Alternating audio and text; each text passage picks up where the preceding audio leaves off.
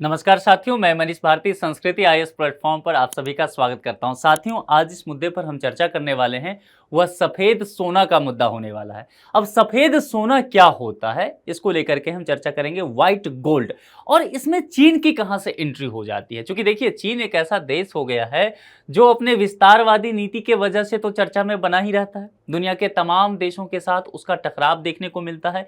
लेकिन आज के समय में जब हम तकनीक की बात कर रहे हैं, जब हम इलेक्ट्रिक व्हीकल की बात कर रहे हैं, उस दौर में चीन एक नए मुद्दे को लेकर के सामने आ गया है। और इस वजह से फिर चीन का आप देखेंगे अमेरिका के साथ, चाहे ब्रिटेन के साथ, चाहे यूरोपीय यूनियन के साथ, भारत के साथ टकराव लगातार बढ़ता जा रहा है। और यह मुद्दा है व्हाइट गोल्ड, यानी कि सफेद सोना की बात की जा रही है। तो यहां पर देखेंगे सफेद सोना के लिए चीन क्यों बढ़ा रहा तनाव। देखिए ये सफेद सोना आपको दिख रहा है, दरअसल ये सफेद सोना कुछ और नहीं, लिथियम है। और लिथियम का मतलब क्या समझ रहे हैं, यानी कि आप आजकल जो भी काम कर रहे हैं, जैसे कि आपके हाथ में जो घड़ी बनी है, आपके घर में दीवार पे जो घड़ी होगी, उसकी जो भी बैटरी बनी होगी ना, वो भी लिथियम से बना होगा। जो आपके मोबाइल फोन में है बैटरी, वह भी लिथियम से, आपके कार्ड में बैटरी है, वह भी लिथियम से। यानी कि लिथियम की जो उपयोगिता है वह इतनी बढ़ चुकी है कि इसके बिना आप और हम आज का जीवन सोच भी नहीं सकते। और यदि हम बात करें ग्रीन इकोनॉमी की बात करें, यानी कि जीरो कार्बन टारगेट की बात जो की जा रही है, 2050 तक हमने ये टारगेट रखा है पूरी दुनिया में। तो यूके हो गया, यूएसए हो गया, यूरोपीय यूनियन हो गया, इन्होंने अपनी रणनीति इसको लेकर के तैयार कर लिया है। भारत ने भी अपनी रणनीति तैयार कर लिया है। तो इस बात को लेकर के क्या हो रहा है कि चीन के साथ तनातनी फिर से देखने को मिल रहा है। ऐसा क्यों हो रहा है, इसको लेकर के विस्तार से इन सब चीजों पर देखते हैं। देखिए, वैश्विक स्तर पर लिथियम उत्पादन में लगभग 33% चीन की कंपनियों का नियंत्रण है। चीन की कंपनियां जो है वैश्विक स्तर पर जहां जहां लिथियम का खनन मिल रहा है, उस सब पर वहां जाकर के खनन करने का काम कर रही है। उस प्रोजेक्ट को अपने हाथ में वहां के गवर्नमेंट से ले रही है। एक उद्देश्य क्या है, ग्रीन एनर्जी को बढ़ावा देना। क्योंकि मैंने कहा कि 2050 तक जीरो कार्बन टारगेट है, तो ग्रीन एनर्जी को बढ़ावा देना पड़ेगा। ग्रीन एनर्जी करने का मतलब है ग्रीन इकोनॉमी की बात की जा रही है, और इसके लिए लिथियम की आवश्यकता बहुत अधिक होने वाली है। चीन के लिथियम खनन का विरोध क्यों हो रहा है? देखिए, चीन जहां भी जो भी काम करता है उसमें मानवीय उद्देश्य को ध्यान में नहीं रखता है। एक तो जहां भी वह खनन कर रहा है, पर्यावरण के जो दुष्प्रभाव उसको लेकर के हो सकते हैं, वह उससे कोई सरोकार नहीं रखता है। जैसे कि जहां भी इसका खनन हो रहा है, माइनिंग इसकी की जा रही है, उसके आसपास जो बस्ती बसा हुआ है, स्थानीय लोग जो रह रहे हैं, यदि बस्ती है तो उसका बिल्कुल वह ध्यान नहीं रखता है, और खनन लगातार वह करता जाएगा। जैसे कि यहां पर देखिए, यहां पर यदि ये खुली खादान है, तो यहां पर ये गांव बसा हुआ है, कवासी गांव। ये इंडोनेशिया की तस्वीर में आपको दिखा रहा हूं। तो यहां जो ये गांव है, अब यहां पर जो विस्फोट होगा इस जगह पर, ये खाद्यान्न में पत्थरों को तोड़ने के लिए, पहाड़ को तोड़ने के लिए, तो इसका जो पत्थर होता है ये उड़ करके यहां आ जाता है, और स्थिति इतनी खराब हो जाती है कि दिन में 3-4 बार ये विस्फोट होता है। और इस विस्फोट के वजह से, चाहे उस वक्त कितनी भी गर्मी हो रही हो, दिन का वक्त हो, आधी रात का वक्त हो, तेज मूसलाधार बारिश चल रही हो, आंधी तूफान आया हो, लेकिन इन सभी लोगों को यहां गांव खाली करके और पास के जो शेल्टर बना होता है, जो सुरक्षित जगह छुपने का बना होता है, वहां जाना होता है। स्कूल से बच्चे इस एरिया से आ जा रहे हो, दूर तक इसका पत्थर आकर के लगता है, और कई लोगों को देखा गया है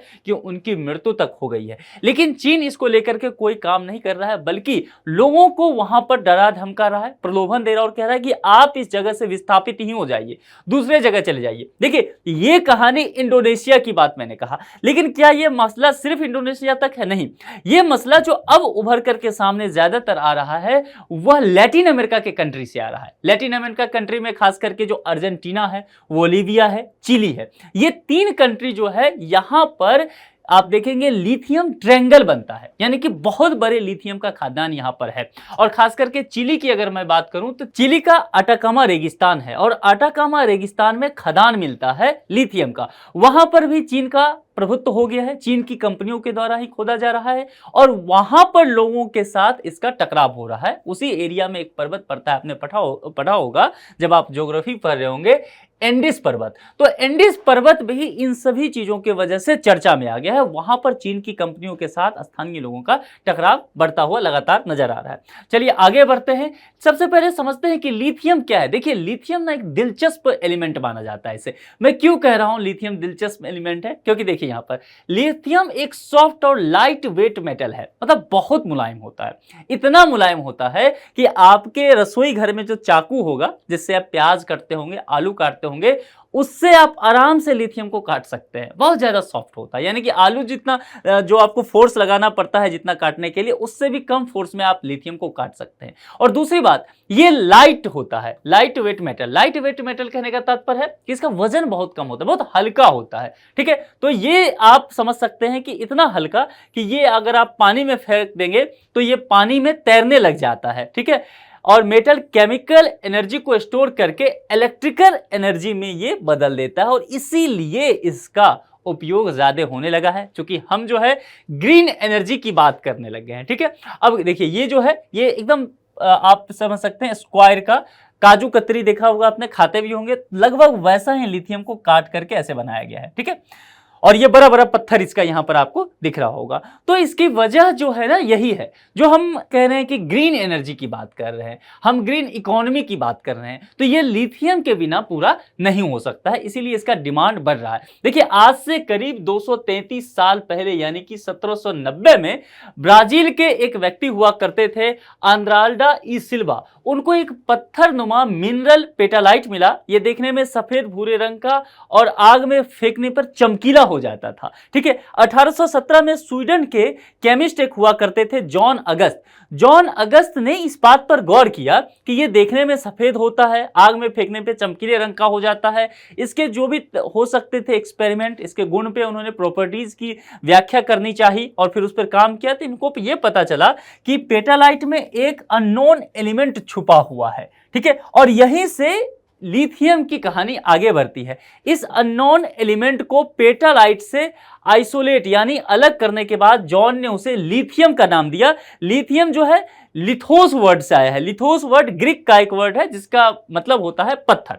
तो मामला समझ में आ गया, यानी कि इन्होंने देखा कि एक ऐसा एलिमेंट है जो दिखने में सफेद दिखता है, अगर उसको आग में फेंक दे तो चमकीला दिखने लगता है। तो इन्होंने गौर किया कि ऐसा क्यों होता होगा। जब उन्होंने इस प्रॉपर्टीज को देखा, लेबोरेटरी में चीजों को समझने की कोशिश किया, तो उन्होंने देखा कि इसमें एक अननोन एलिमेंट है। अब अननोन एलिमेंट को पेटालाइट से आइसोलेट कर दिया, यानी कि अलग किया गया उसे, है ना। जब उसको अलग किया गया तो जो उस बचा उसको लिथियम नाम इन्होंने दिया। और लिथियम नाम कहां से पड़ा?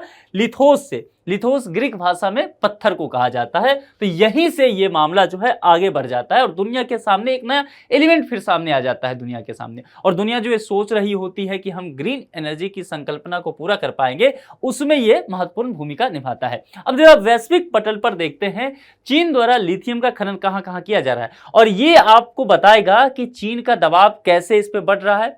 आने वाला भविष्य जो है समझ लीजिए कि वो लिथियम का होने वाला है। इलेक्ट्रिक कार सबके पास होने वाले हैं पूरी दुनिया में। ठीक है, और जब ये होगा यानी कि जीवाश्म ईंधन पे हम सब अपना जो है जीवाश्म ईंधन से काम हटा रहे हैं। हमें कोई आगे चल के नहीं चाहेगा कि हमारी गाड़ी जो है डीजल या पेट्रोल से चलती हो, सभी चाहेगा इलेक्ट्रिक व्हीकल होने चाहिए। अभी देख रहे हैं ना हाइड्रोजन एनर्जी वगैरह का कितना चलाया जा रहा है। नितिन गडकरी लगातार इसको प्रमोट करते रहते हैं। दिल्ली में भी इलेक्ट्रिक बस आ गया है। तो अब यहां पर ये बातें समझना होगा कि हमें भारत के लिहाज से मैं कह रहा हूं, भारत को भी तेजी से इस क्षेत्र में आगे बढ़ना पड़ेगा, नहीं तो चीन आपको यहां भी पछाड़ देगा। ठीक है, अगर आपने why India matter, S Jaishankar जो अभी हमारे विदेश मंत्री हैं, उनकी एक किताब है वाई इंडिया मैटर, तो उनमें उन्होंने लिखा है 3 बातें को लेकर के कि भारत चीन से क्यों पिछड़ गया। तो एक तो उन्होंने पार्टीशन की बात की कि भारत पाकिस्तान का बंटवारा हो गया, तो भारत बंटवारे में उलझ गया और उधर चीन जो है आगे बढ़ गया। फिर उन्होंने देखा कि जब माओ वहां की सत्ता पर हुआ करते थे तो उस वक्त से पहले देखेंगे चीन बहुत गरीब था, भारत की स्थिति लगभग उससे ठीक थी, लेकिन उस वक्त क्या हुआ, एक स्ट्रेटेजिकल कह सकते हैं डिसीजन चीन ने लिया और उस समय उसने एटॉमिक एनर्जी पे काम करना पहले ही शुरू कर दिया। हमने इस पे काम नहीं शुरू किया, तो यह भी हमारे लिए एक समस्या हुआ। तो आज के संदर्भ में अगर आप देखें ना, तो लिथियम पे पहले ही चीन काम करने लग गया है। वह 50 साल बाद जो स्थिति हो सकता है उसे आज वह समझ गया है।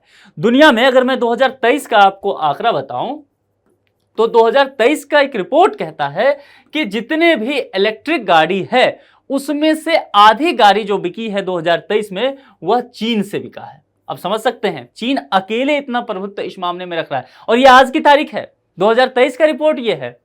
आने वाले 10 साल में चीन इसको लेकर के ग्रीन टेक पे काम कर रहा है। यानी कि ऐसी टेक्नोलॉजी वो डेवलप कर रहा है कि जिससे आप कह सकते हैं लिथियम जैसे जो एलिमेंट है उसको खाद्यान्न से निकालने में बहुत अच्छा वो काम कर लेगा, बैटरी के निर्माण कराने में वो बहुत आगे बढ़ जाएगा। और जो अभी जो समस्या आ रही है, जैसे मैंने कहा कि चिली में आटाकामा रेगिस्तान में जो खनन मिला है वहां पे जो विस्फोट हो रहा है, तो विस्फोट होने की वजह से पत्थर रिहायशी इलाकों तक चला जा रहा है। तो वहां पर अब उसके साइंटिस्ट या उसके इंजीनियर ये चीज को देखने लगे हैं कि किस तरह की टेक्नोलॉजी डेवलप किया जाए कि इस तरह की स्थिति को रोका जाए, नहीं तो हो क्या जाएगा, हर जगह स्थानीय लोगों से टकराव होगा और जो उद्देश्य चीन प्राप्त करना चाहता है फिर वह नहीं प्राप्त कर पाएगा। ठीक है, अब यहां पर समझिए वैश्विक स्थिति में लिथियम, निकल, कोबाल्ट ये सब कहां कहां प्रोजेक्ट हो सकता है। देखिए, अगर आप लैटिन अमेरिका की स्थिति को देखेंगे तो मैंने पहले ही लैटिन अमेरिका की स्थिति में आपको बताया 3 देश बहुत महत्वपूर्ण है, आप भी ध्यान रखिए। इसको लिथियम ट्रायंगल कहा गया है और लिथियम बहुत अधिक चर्चा में रह रहा है पिछले 1-2 सालों से, तो यूपीएससी का नजर पड़ सकता है और ये वर्ड बहुत कम चर्चा में आता है लिथियम ट्रायंगल, लेकिन यूपीएससी के लिए फेवरेट हो सकता है। लिथियम ट्रायंगल कहने का मतलब है 3 देश इस कोने पे हैं। 3 देश में अर्जेंटीना है, बोलीविया है और चिली है। देखिए ये यहां पर आपको मिल जाएगा। ठीक है, इसके अलावा गुआना में भी आपको ये देखने को मिल जाएगा। अगर आप यहां पर बात करेंगे अफ्रीका के, तो अफ्रीका के नामीबिया में मिलेगा आपको, जिम्बाब्वे मिल जाएगा, जाम्बिया में मिलेगा, डीआरसी में, घाना में, माली में। ये सब ऐसे जगह हैं जहां पर चीन का खनन है, यानी कि उस देश में जाकर के चीन ये काम कर रहा है। इसके अलावा अगर आप एशिया में देखेंगे तो चाहे वो म्यांमार हो, इंडोनेशिया की हालात मैंने आपको दिखाया, इंडोनेशिया की राजधानी जकार्ता, जकार्ता में चीन ऑलरेडी बहुत अधिक खनन कर रहा है। वहां पर इसकी कई कंपनियां जो है आगे बढ़ के इस काम को बहुत अच्छा तरीके से, बहुत न्यू टेक्नोलॉजी के साथ आगे बढ़ा रही है। इसके बाद पपुआ न्यू गिनी में भी इसका प्रभुत्व हो चुका है और ऑस्ट्रेलिया महाद्वीप पर भी पहुंच चुका है। यानी कि अगर आप देखेंगे तो भारत को ये पूरी तरह से टक्कर दे रहा है और इस वजह से लगातार भारत के साथ भी इसका तनाव बढ़ता जा रहा है, व्यापारिक दृष्टिकोण से देखेंगे, और यूएसए के साथ भी इसका तनाव बढ़ता जा रहा है। अब चीन का विरोध क्यों? तो देखिए, इंडोनेशिया का चर्चा मैंने किया ही था, जिसमें जकार्ता की मैंने बात किया। इंडोनेशिया के ओवी द्वीप जैसी स्थिति बनकर चीनी कंपनियां प्रकृति का नुकसान कर रही है, क्योंकि यहां पर क्या हो रहा है कि अंधाधुंध ये जंगलों की कटाई कर रहे हैं। ठीक है, अब जंगलों की कटाई के वजह से यहां पर जो पशु पक्षी हैं यह बाहर निकल के रिहायशी इलाकों में जाएंगे, तो पशु पक्षी का मानव से तो संघर्ष बढ़ जाएगा ना, यही चीजें हो रहा है। दूसरी बात, इन जंगलों की अपनी एक अर्थव्यवस्था है, अपना एक इकोसिस्टम होता है, ये आपने पढ़ा होगा पर्यावरण में। तो यहां पर जो मनुष्य इस पर जो डिपेंड है वह कहीं ना कहीं खत्म हो जाएगा। फिर ये जंगल अगर कटेंगे तो यहां पर अलग तरह की स्थिति उत्पन्न होगी, और वह स्थिति क्या होगा? ग्लोबल वार्मिंग का होगा। तो ये चीजें भी डर बना हुआ है और इसके वजह से क्या होगा? क्लाइमेट चेंज की स्थिति हो जाएगी। तो ऐसे कंट्री में आप देखिए, यहां पर ये पहुंच गया, ये इंडोनेशिया में पहुंच जाएगा, अर्जेंटीना में पहुंच गया, बोलीविया में, चिली में, हर जगह खनन करके चीन तो निकल गया, अपना लिथियम लिया, मुनाफा कमाया, निकला, लेकिन ये झेलना तो वहां के स्थानीय लोगों को पड़ेगा। तो ये समस्या वहां पर आ रही है। ठीक है, और यहां पर चीन का क्या हो रहा है ना कि हस्तक्षेप बढ़ रहा है। जैसे सीपेक प्रोजेक्ट में आपसे मैंने कई बार चर्चा किया है, पाकिस्तान में जो चल रहा है सीपेक प्रोजेक्ट, जिसमें ये ग्वादर पोर्ट के बारे में आपने पढ़ा होगा। तो ये ग्वादर पोर्ट जो बनाया जा रहा है कहां पे? बलूचिस्तान में। ठीक है, तो वहां पे क्या हो रहा है कि चीन के जो इंजीनियर्स हैं, चीनी कंपनी जो है उसका प्रभुत्व लगातार इस प्रोजेक्ट और इसके आसपास का पूरा सिंध प्रांत पाकिस्तान का, उसमें बढ़ता जा रहा है, और वे वहां के स्थानीय लोग जो बलोच लोग हैं उसको दबा रहे हैं, उसकी संस्कृति सभ्यता पर खंडन कर रहे हैं। तो ये स्थानीय लोगों के साथ चीन का संघर्ष बढ़ता जा रहा है। देखिए, कुछ ऐसा ही आपको समझ में नहीं आ रहा है जैसे कि ईस्ट इंडिया कंपनी क्या करती थी, व्यापार करने के उद्देश्य से विभिन्न देशों में जाती थी और फिर वहां पर धीरे धीरे राजनीतिक हस्तक्षेप करना, वहां पर वित्तीय हस्तक्षेप करना, वहां पर सामाजिक सांस्कृतिक हस्तक्षेप करना शुरू कर देती थी। आपने मॉडर्न हिस्ट्री में पढ़ा होगा। ठीक चीन यही कर रहा है। यही बातें जो है चीन का तनाव बढ़ा रहा है विभिन्न देशों के साथ। चीन वहां पहुंच तो रहा है व्यापार करने के उद्देश्य से, खनन करने के उद्देश्य से, लेकिन वहां के लोगों के जनजीवन में वो दखल अंदाजी कर रहा है और इस वजह से स्थानीय लोगों की सुरक्षा को नजरअंदाज किया जा रहा है, वहां के गवर्नमेंट के द्वारा भी ये किया जा रहा है। इस वजह से परेशानी बढ़ती जा रही है। अब जरा वैश्विक स्तर पर लिथियम के भंडार के विषय में हम समझने की कोशिश करते हैं।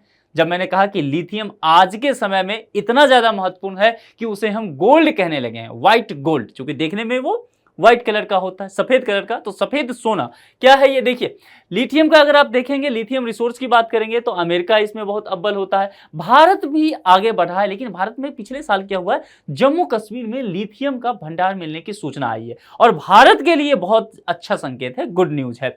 इसके अलावा पुर्तगाल, ब्राजील अगर आप यहां पर देखेंगे, इसके अलावा बोलीविया का मैंने चर्चा किया ही, चिली का, अर्जेंटीना का, ये तीनों देश जो हैं इसी को लेकर के कहा जाता है कि ये लिथियम ट्रायंगल का निर्माण करते हैं। एंथिस पर्वत एक जो पर्वत है इस एरिया में, तो आप उसको अच्छे से तैयार कर लीजिएगा, ठीक है। इसके अलावा चीन में अपना जो है 51 लाख टन का भंडार, देखिए चीन में भारत से कम है, लेकिन चीन भारत से बहुत ज्यादा अव्वल है। यही चीजें चीन से हमें समझना पड़ेगा। वाई इंडिया मैटर बुक में एस जयशंकर इन्हीं बातों पर गौर करवाए हैं, ठीक है। अगर आपको हो सके तो कभी आप वो किताब पढ़िए, अच्छी किताब है, आप चीजों को और अच्छे से समझ पाएंगे। ऑस्ट्रेलिया जो है वहां पर भी 73 लाख टन है, जिम्बाब्वे में 5 लाख टन का ये वैश्विक स्तर पर है। इसके अलावा भी कई देशों में आपको मिल जाएगा, ये देखिए लैटिन अमेरिकी देशों में आपको मिल जाएगा, ये ऑस्ट्रेलिया महाद्वीप में है, ये चीन का आपको मिल जाएगा। इसके अलावा आपको अफ्रीकी देशों में, ये यूरोपीय देशों में मिल जाएगा, या मैक्सिको में भी मिलेगा, ठीक है। तो ये सारी चीजें यहाँ पर इतने वैश्विक स्तर पर ये बड़े भंडार पाए जाते हैं। अब यहाँ बैटरी से चलने वाले हर डिवाइस में लिथियम होता है, जिसकी चर्चा मैंने पहले भी कहा कि चाहे आपका वो लैपटॉप हो जाए, मोबाइल हो जाए, चाहे दीवार पे लगी हुई घड़ी हो, जो भी चीजें आप आजकल जहां बैटरी की चर्चा आ गया ना, वहां लिथियम का चर्चा जरूर आ जाएगा। इसलिए देखेंगे कि लिथियम का ग्लोबल डिमांड बढ़ गया। ग्लोबल डिमांड कहने का मतलब है कि ये पूरी दुनिया के मार्केट में छा गया है, पूरी दुनिया के मार्केट में इसका डिमांड बढ़ गया है, और जितना डिमांड है उस अनुरूप सप्लाई नहीं हो पा रहा है। तो फिर क्या होगा, डिमांड ज्यादा है, इकोनॉमी आपने पढ़ा है, डिमांड यदि है ज्यादा है और सप्लाई जो है उस अकॉर्डिंग हो नहीं रहा है, तो फिर क्या होगा, यहां से कॉस्ट बढ़ जाएगा। तो ऐसे कोई भी प्रोडक्ट होगा उसका कॉस्ट बढ़ेगा, क्योंकि मार्केट में ज्यादा लोगों के पास है ही नहीं। और चीन अगर इसमें लिथियम के मामले में अव्वल हो जाएगा तो इसने कॉस्ट बढ़ा करके दूसरे देशों को बेचना शुरू किया। अफ्रीका पहुंच गया, लैटिन अमेरिका पहुंचा, वहां के खनन से इसे निकाला और निकाल करके ये बाकी देशों में फिर बैटरी वगैरह बना करके बेचना शुरू कर दिया। तो सब चीज तो इसके पास हो गया, तो बाकी देश देखिए टेक्नोलॉजी के हिसाब से इसके गुलाम बन जाएंगे, और यही चीन कर रहा है। मैंने जो 2023 का आंकड़ा बताया वो बहुत चौंकाने वाला आंकड़ा है कि इलेक्ट्रिक व्हीकल में चीन से ही आधी गाड़ियां बिकी है वैश्विक स्तर पर। तो अपने आप में बाकी देशों के लिए जो है यह एक संकेत बन जाता है कि वो जितने जल्दी हो सके आप इस पर काम कर लीजिए।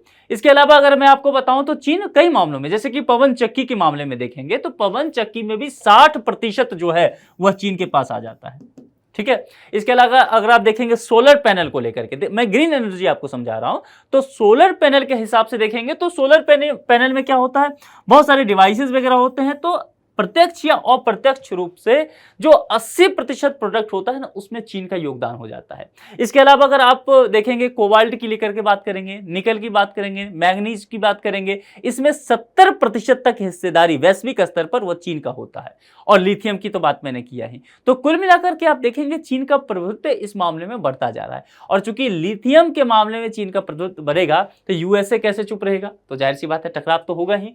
वर्ल्ड बैंक रिपोर्ट के मुताबिक लिथियम और कोबाल्ट ये ऐसे मेटल हैं जिसकी डिमांड दुनिया भर में 2050 तक 500% तक बढ़ जाएगी। आप सोच के देखिए 500% बढ़ेगी 2050 तक, और इसके लिए केवल 25 वर्ष का समय है, और पूरी दुनिया अभी इस पे तैयार भी नहीं है, और चीन बहुत आगे निकल चुका है पूरी दुनिया से। तो समझ सकते हैं चीन किस तरह से इसमें आप कह सकते हैं कि लीडर की भूमिका निभाने वाला है। ऐसे समय में किसी भी देश में लिथियम का भंडार मिलना उसकी इकोनॉमी के नजरिए से बेहद महत्वपूर्ण हो जाएगा, और भारत में लिथियम का एक भंडार मिला है जम्मू कश्मीर में पिछले साल, इसलिए भारत भी इस मामले में आगे बढ़ता हुआ नजर आ रहा है। लिथियम भंडार में भारत की स्थिति पर जरा हम चर्चा कर लेते हैं, हमारे लिहाज से क्या है। देखिए मैंने जम्मू कश्मीर का चर्चा आपको किया, तो पिछले साल यहां भी मिला, राजस्थान में है ही, और उसके बाद आप छत्तीसगढ़ की स्थिति देख रहे हैं यहाँ पर, उसके बाद आपको यहाँ पर झारखंड में देखने को मिल जाएगा, मेघालय में, अरुणाचल प्रदेश में देखने को मिल जाएगा, और नागालैंड में मिल जाएगा। यानी कि भारत की स्थिति बहुत अच्छी तो नहीं है चीन के जैसे, लेकिन हाँ ये कह सकते हैं कि भारत इस मामले में अग्रणी है। लेकिन भारत में एक चीज की कमी है, और वह चीज की कमी क्या है, टेक्नोलॉजी। तो टेक्नोलॉजी में ऐसा होना चाहिए कि जैसे आप ग्रीन एनर्जी की बात करते हैं ना, तो ऐसा ही एक वर्ड है ग्रीन टेक्नोलॉजी। तो तकनीक इस तरह का होना चाहिए जो आपके रिक्वायरमेंट को फुलफिल कर सके। यानी कि बहुत ज्यादा पैसा खनन में ही लग गया तो फिर क्या फायदा उस तकनीक का। तो हमारे पास ऐसा तकनीक होना चाहिए जो हम खनन करते हैं अगर यदि लिथियम वगैरह का, तो वहां से हमें पैसा कम लगे, कॉस्ट कम लगे, ठीक है, और हमारे पास उन्नत तकनीक भी होने चाहिए। भारत चीन से खरीदता है सबसे ज्यादा लिथियम, क्योंकि हमारी रिक्वायरमेंट बहुत ज्यादा है। पॉपुलेशन जितना ज्यादा रहेगा तो रिक्वायरमेंट आपका तो रहेगा ही, डिमांड आपका ज्यादा रहेगा, और आपके पास उतना नहीं है तो आप खुद से उसको फुलफिल नहीं कर पाएंगे। तो फिर आपको क्या करना पड़ेगा, आयात करना पड़ेगा, इंपोर्ट करना पड़ेगा। और इंपोर्ट कहां से करना पड़ेगा आपको, जिसके पास सबसे अधिक भंडार है, और वो किसके पास है, चीन के पास है। या तो अपने यहां से करता है या पूरे दुनिया घूम करके खनन पे अधिकार जमा लिया है, तो इसलिए हमें भी चीन के पास जाना पड़ रहा है। तो भारत जो है अभी 10 से ज्यादा देशों से लिथियम इंपोर्ट करता है। फाइनेंशियल ईयर 2020-21 यानी कि अप्रैल नवंबर का अगर देखें तो भारत ने 6000 करोड़ से ज्यादा लिथियम दूसरे देशों से खरीदा है। 6000 करोड़ से ज्यादा लिथियम, ये अपने आप में बहुत बड़ा आंकड़ा हो जाता है। तो कुल मिलाकर के ये देखना होगा कि भारत कितना अच्छे से काम करता है इस पर, और खास करके भारत में जम्मू कश्मीर का जो भंडार मिला है उसको लेकर के। और यूएसए के साथ लगातार चीन का इस मुद्दे पर टकराव होता जा रहा है। ट्रेड वार आपने शब्द सुना होगा, तो ट्रेड वार जो एक तो होता था टैरिफ के वजह से, इकोनॉमी आपने पढ़ा होगा, ठीक है, और अब जो नया ट्रेड वार एक तरह से शुरू हो गया है वह ग्रीन एनर्जी को लेकर के शुरू हो जाएगा। क्योंकि टारगेट है ना, कि टारगेट ये रखा है इन्होंने कि 0 कार्बन टारगेट, और ये कब तक है, 2050 तक। तो अगर आपको इस तक करना है तो फिर एक ही चीज हो सकता है, यानी कि ग्रीन एनर्जी होगा तो ग्रीन इकोनॉमी आपकी मजबूत होगी, और ग्रीन इकोनॉमी की संकल्पना के लिए लिथियम आपके लिए बहुत जरूरी होने वाला है, जो कि चीन है। तो इसलिए यहां पर मैंने कहा कि इंडिया को आगे आकर के इस रणनीति पे काम करना पड़ेगा, क्योंकि चीन तो बहुत आगे निकल चुका है इस मामले में। यूएसए, यूके और यूरोपीय यूनियन अपनी रणनीति ऑलरेडी बना चुके हैं और लगातार इस पर काम कर रहे हैं, ठीक है। तो इस पर ढेर सारे आर्टिकल आपको मिल जाएंगे। बीबीसी ने बहुत अच्छे से कवर किया है, द हिंदू ने इस पर कवर किया है, इंडियन एक्सप्रेस ने कवर किया है। तो यदि आपको कहीं भी ये टॉपिक मिले लिथियम का, प्लीज उसको बहुत अच्छे से तैयार कर लीजिए, कुछ फैक्ट वहां से तैयार कीजिए। हमने इस लेक्चर में भी बहुत सारे इंडिया के हिसाब से भी बता दिया आपको, वैश्विक स्तर पर लिथियम का क्या क्या हो सकता है, लिथियम ट्रायंगल क्या होता है, ग्रीन एनर्जी क्या है, ग्रीन इकोनॉमी क्या है, 0 कार्बन टारगेट क्या होता है, ठीक है। ये सब चीजें आप इसको तैयार कर लीजिए। और एक जो रेगिस्तान फिर से चर्चा में आएगा, अटाकामा का रेगिस्तान, ये कहां में है, चिली में, तो इसको भी आप तैयार कीजिए। और एक पर्वत चर्चा में आ जाएगा, वो पर्वत क्या है, एंडिस पर्वत। तो एंडिस पर्वत के बारे में भी आप पढ़ लीजिए, क्योंकि यूपीएससी ना पॉइंट वाइज, लोकेशन वाइज वो पूछ लेती है, मानचित्र का क्वेश्चन आपने प्रीवियस ईयर में देखा होगा। तो ये सब चीजें आपको तैयार होना चाहिए कि कोई भी यहां से इर्द गिर्द प्रश्न आता है तो आप उसका जवाब दे ले जाएंगे। चलिए प्रीलिम्स का एक प्रश्न देखते हैं। लिथियम से संबंधित निम्नलिखित कथनों में से असत्य कथन का चयन कीजिए, यानी कि कौन सा कथन जो है गलत है। वैश्विक स्तर पर भारत सबसे अधिक लिथियम का उत्पादन करता है, सबसे अधिक देखना है। उत्तर भारत में सबसे अधिक लिथियम भंडारण प्राप्त हुआ है। लिथियम का उपयोग बैटरी बनाने में किया जाता है। सभी कथन सही हैं। 4 में से जो भी आपको सही लगे उसका चयन करके कमेंट बॉक्स में आप लिखिए। आप क्या सोचते हैं कि भारत जिस तरह से चीन के नजरिए से देखें तो कई मामलों में पिछड़ गया, क्योंकि उसने रणनीति बनाने में, पॉलिसी मेकिंग में ही टाइम लगा दिया, और चीन इस मामले में हमसे आगे निकल गया। तो क्या लिथियम जैसे चीजों के मामले में अगर भारत पिछड़ता है तो भारत ग्रीन एनर्जी में पिछड़ जाएगा, और ग्रीन एनर्जी से आगे बढ़ के ग्रीन इकोनॉमी की जो संकल्पना है, क्या भारत वहां भी पिछड़ जाएगा? या भारत को किस हिसाब से रणनीति बनानी चाहिए? जम्मू कश्मीर या देश के अन्य क्षेत्रों में जहां खनन हो रहा है लिथियम के लिए, भारत को किस तरह के टेक्नोलॉजी का इस्तेमाल करना चाहिए, उन्नत तकनीक कहां से आएगी, इन सब चीजों पर आप क्या सोचते हैं? अपने विचार कमेंट बॉक्स में जरूर लिखिए। आज के इस लेक्चर में इतना ही। किसी दूसरे लेक्चर में किसी दूसरे मुद्दे के साथ आपसे मुलाकात होगी। अपना बेहद ख्याल रखिए। Thank you.